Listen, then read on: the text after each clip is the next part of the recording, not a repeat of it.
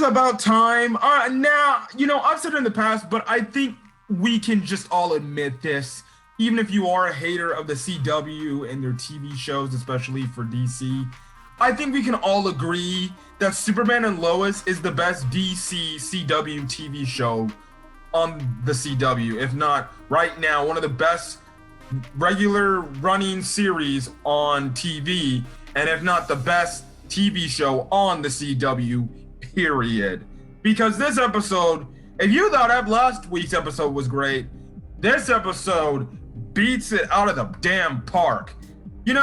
I don't know what the hell they're doing over there, but they really are making this show really damn good. And I'm really appreciating the fact that they're making this show. By the time I get to the end of the episode, my jaw is dropped and I'm like, I need more. Give me more. And I'm like, I'll have to wait till next Tuesday. Damn it, man. But this is Superman and Lois, season 1, episode 9. So let's get into this crazy ass episode. Now we find out that Clark is helping Chrissy and Lois more on the Morgan Edge case and everything. Now we also see Morgan Edge give Emily powers. The Emily who was friends with Lana, who eventually we see what happens in the end of the episode.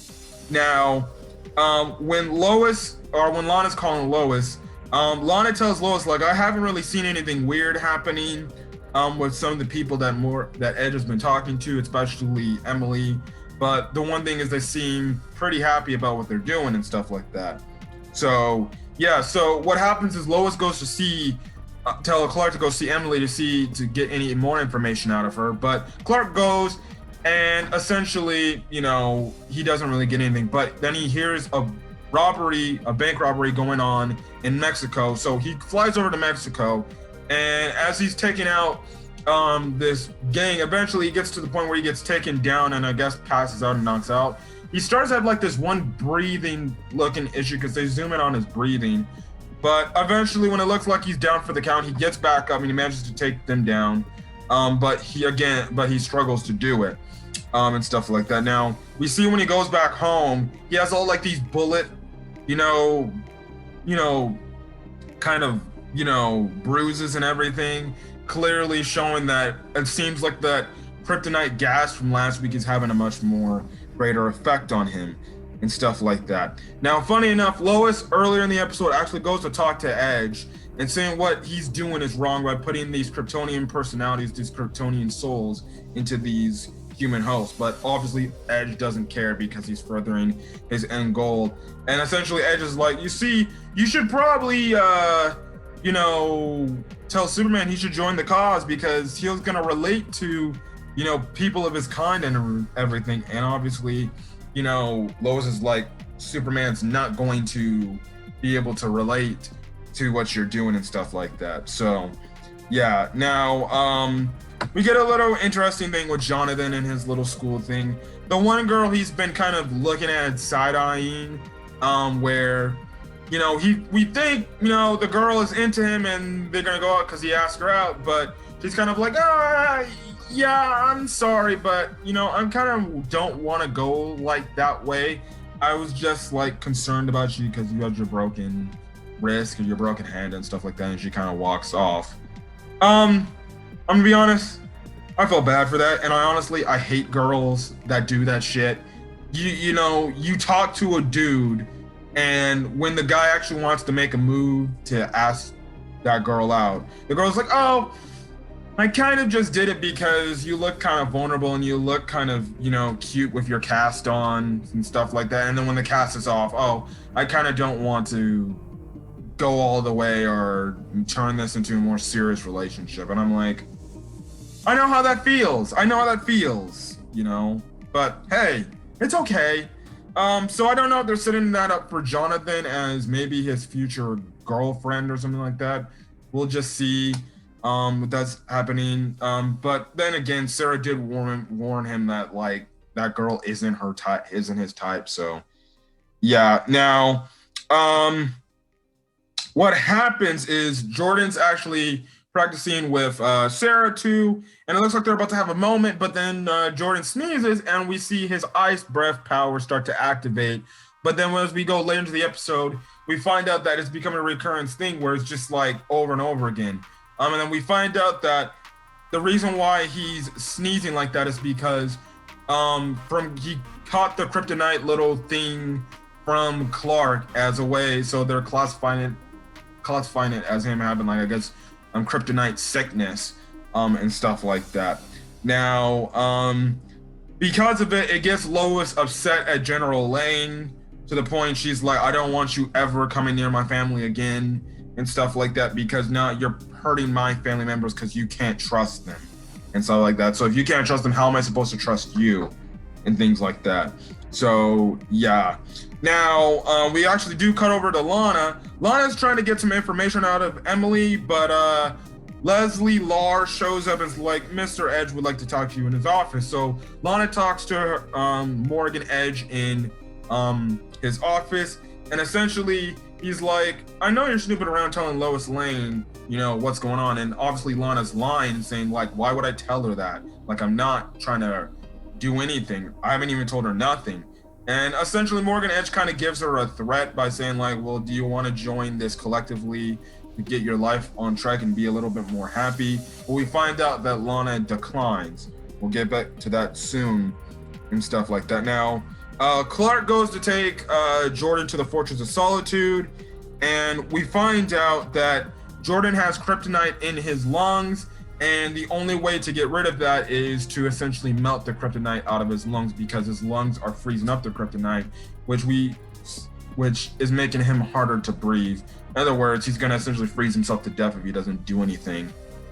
So what happens is there's these lasers set up in the Fortress of Solitude. They hit Jordan and they start to melt the kryptonite out of him. That's what we see later in this episode and stuff like that. Now, Jonathan actually talks to General Lane, but it tells them like, you're just a coward, and I don't care if my dad or my brother has powers. I'm always gonna trust them because they're my family and everything. Essentially saying like, I don't care regardless of what you feel like. Like, if you're gonna be a coward because it's like, why? Again, I understand what General Lang's doing, but again, this is his own family. Like, this is his son-in-law. You're telling me, your son-in-law is Superman. You have no trust in your own son. And you're also now saying you now have no trust in your grandson? What type of fucked up shit is that? So, yeah. Now, what happens is we get to the talent show. Because of the Jordan incident being gone, Sarah doesn't have, obviously him there. But then Kyle goes up on stage to help Sarah out. She manages to do a good job.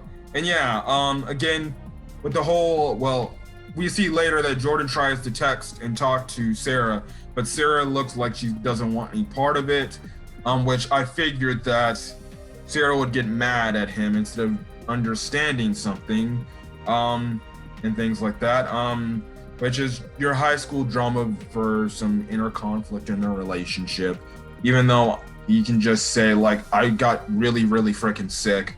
My allergies flared up. I came down with a really, really bad cold, and now I'm good. Now, albeit, will Sarah believe him? Who knows? She probably won't, because she's gonna feel left out, which, again, I just don't understand.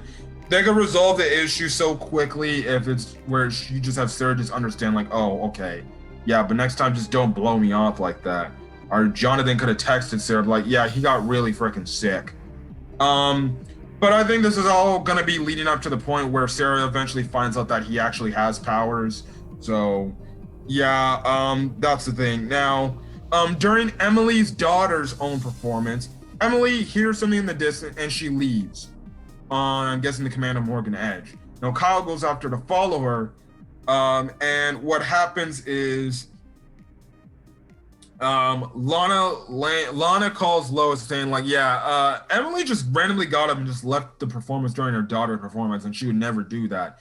Lo and behold, the door knocks, and then you have Emily and some other random dude right there, and they try to kill Jonathan and Lois with their Kryptonian powers. Now General Lang shows up and tries to calm him down. He has a kryptonite weapon on him, but eventually he kind of gets knocked out. And it gets to the point where Jonathan and Lois go hide on in the barn. They tap some weapons from obviously John Irons. But then Kyle shows up and he's like, what the hell's going on here? And stuff like that. And essentially, Lois is like, Morgan Edge has sent Emily and a few other people to kill me, essentially. Now Emily and the other guys show up. Jordan fires off the gun, which kind of pushes them away. And then Kyle, holy crap. Sorry, that was an Amber Alert. That scared the ever living shit out of me. My God. But what happens is Kyle's like, oh, nice shot. And then in one of the most what the F scenes I didn't see coming is the fact that you see Kyle's eyes light up with the heat vision, and then he damn near attacks Lois and Jonathan. He's about to kill them, but Superman shows up in the nick of time. But by then, all the fake Kryptonian people escape and get out of there. I'm just gonna tell you, when that happened, I was like, are you kidding me? I was shocked. And that's when we see near the end of the episode when Kyle tells Lana everything that happened, the fact that everything went black and stuff like that. And he went in to go speak with Morgan Edge, which they did a similar thing, because in the start of the episode, they did that one scene where you're walking, the camera's behind Leslie Lar, and she looks back and she gives the same look. They just showed that earlier with Lana, which they showed that earlier in the episode with Lana, so you're led to believe, oh, okay, that was Lana. But then they re-show that same scene again, and we find out that Kyle went in and he accepted Morgan Edge's proposal, which Morgan Edge turned him into a Kryptonian and stuff like that. So, yeah, we do some little more digging into the things when we find out the DOD is going to be stationed in Smallville, because there's too many crazy things going on in Smallville with all these Kryptonians appearing out of nowhere. We find out that the EX Kryptonite, the reasoning behind why Morgan Edge is giving people these powers and stuff like that is, we find out the EX Kryptonite has been in Smallville for a long time, which heightens the chance of the people to be exposed to it, and which heightens their chances of getting them Kryptonian powers. We also find out that, like, for example, Leslie Lar, she used to live in Smallville, which is why she's honestly like really much in control of her powers and stuff like that. So that was a big shocking revelation there. So what happens is Morgan Edge calls Superman with one of the devices. Superman goes, and you have this crazy scene where, you know, Superman goes in for attack, but Morgan Edge is like, you think I want to give myself powers like all my other subordinates? You must be crazy. Of course, it makes sense. Like, why would he not give himself powers? But he knocks down Superman, and Superman asks him, like, why are you doing this? He's like, look, I'm doing this because, hey, we need to rebuild a new Kryptonian. And he tells him, like, I got my powers the same as you. And he's wearing a black suit. The logo's kind of weirdly different and stuff like that. And then he also calls Superman brother. And that's kind of where the episode ends off. So I don't know if that's like some sort of, you know, I guess family type of brother he's trying to say, or brother in arms in terms of Kryptonians. So yeah. I also don't know if that means he's Zod, General Zod. He gives off a General Zod-like type of thing, and he honestly looks like a General Zod type of character. But who knows? Maybe he could just be just a man who just got his own, you know, powers, and he's just Morgan Edge and stuff like that. So, this show is very much interesting. I enjoyed this episode. Just the twists and turns in this episode alone were crazy, and I'm definitely enjoying this series. Again, like I said, this is the best DC CW TV show on the CW right now, as well as the best CW show on their channel network. And yeah, but if you guys like the video, leave a like, put in the comment section your thoughts on this week's episode of Superman and Lois, as well as hit that subscribe button. You want to get more CW DC TV show reviews going forward. Other than that, guys, I'm the guy for. Hopefully you guys have a great rest of your day. Until then, guys, I'll catch you guys in the next video. Peace.